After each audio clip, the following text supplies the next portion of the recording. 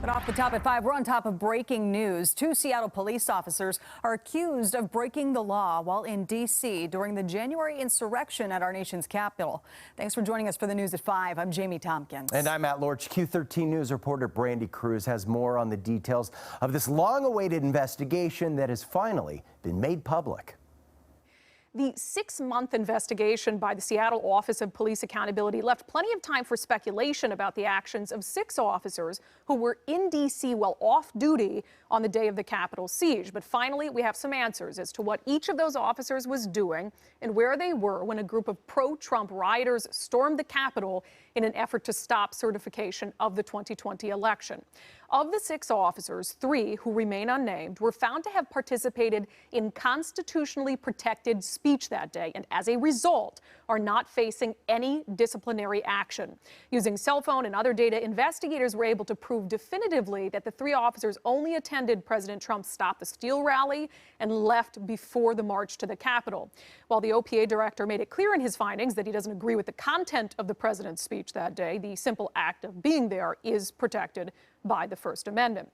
As for a 4th officer, investigators were not able to account for the whereabouts of that officer during the rioting, so the finding against that officer is inconclusive.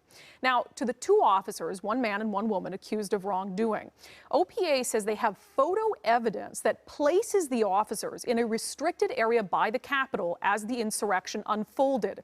The photos were taken from a video and provided to OPA by the FBI.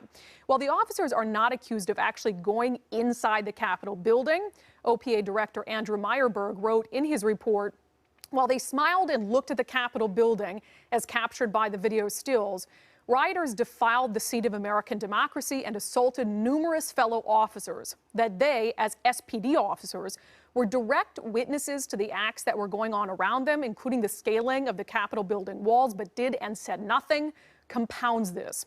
Now, for their part, the 2 officers told investigators that they didn't know they were in a restricted area and claimed not to have seen any illegal acts going on around them. OPA says it does not find that credible given the photo evidence. But speaking of that evidence, OPA would not provide it to us until the case is formally closed and discipline is handed down. That was Brandi Kruse reporting. The OPA is recommending those 2 officers be fired, but it's ultimately up to Interim Police Chief Adrian Diaz, and Diaz has been clear.